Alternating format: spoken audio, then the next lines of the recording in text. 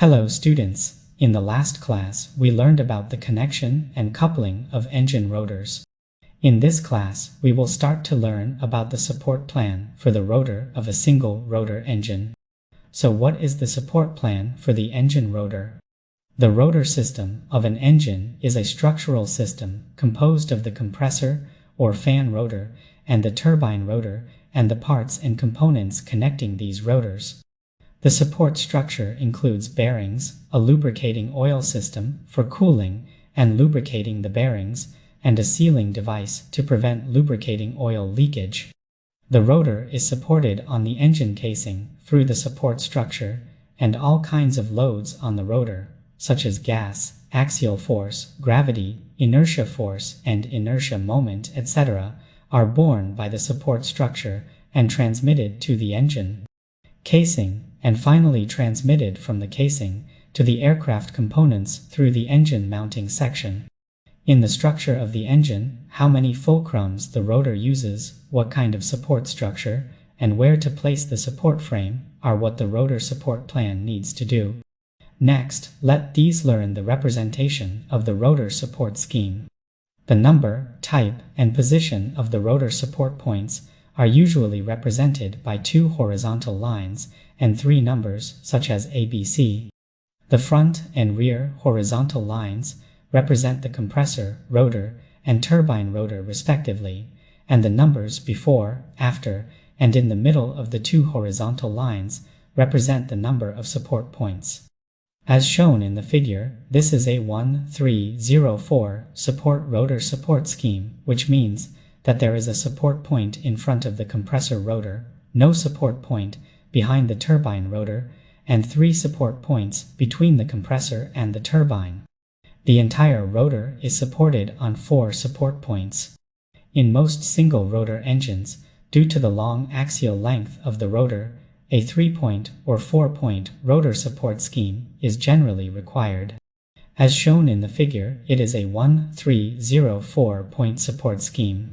The compressor rotor and the turbine rotor are supported by two fulcrums respectively, and each has a thrust fulcrum to bear the axial load.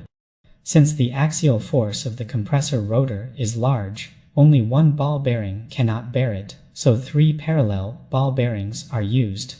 The backward axial force of the turbine rotor is small, so only one ball bearing is used at the thrust fulcrum of the turbine rotor. Floating sleeve gear A is used to transmit torque between the two rotors. The advantage of this rotor support scheme is that it is relatively simple from structural design to assembly and disassembly. The disadvantage is that the axial loads of the turbine and compressor rotors are borne by their respective ball bearings. In engines with slightly larger airflow and boost ratio, the gas axial load of the compressor rotor is very large and it cannot be used at all. It was only used in early small thrust engines. As shown in the figure, the support scheme of the WP6 engine is a typical 3-point support scheme. There is a support point at the front and rear of the compressor rotor and a support point at the front of the turbine disc, which becomes a 1-2-0 support scheme. The front end of the turbine shaft is connected to the compressor rotor through a coupling. Here, the coupling not only transmits torque and axial force, but also serves as the front support point of the turbine rotor, that is, transmits radial force.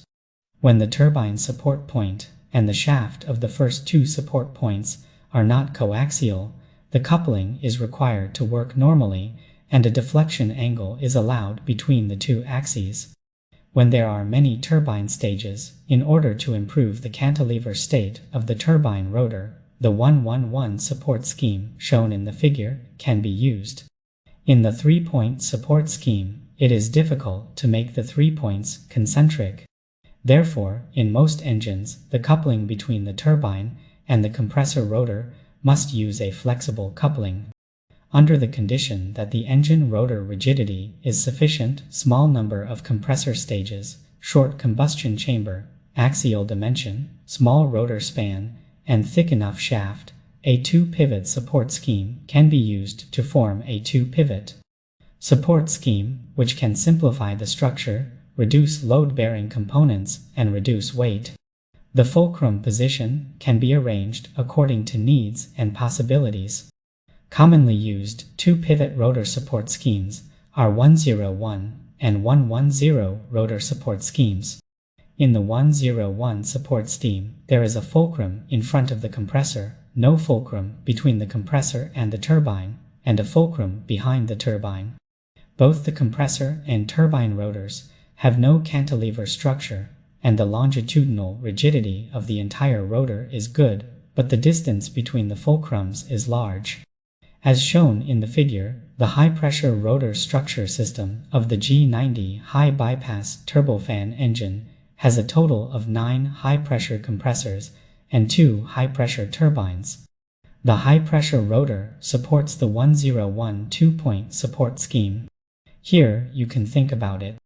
There are clearly 2 bearings in front of the G90 high-pressure rotor. Why is it 101, not 201?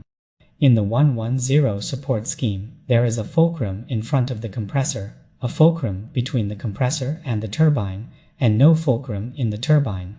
The 2 fulcrums are close to each other, which is beneficial to improving the bending rigidity of the rotor. However, the turbine rotor is in a cantilever state, which has higher requirements on the bending rigidity of the turbine shaft section. In addition, in order to install the bearings, the diameter of the shaft between the compressor and the turbine will also be limited. As shown in the figure, the high-pressure rotor structure system of the PW4000 high-bypass ratio turbofan engine has a total of 10 compressors and 2 turbines.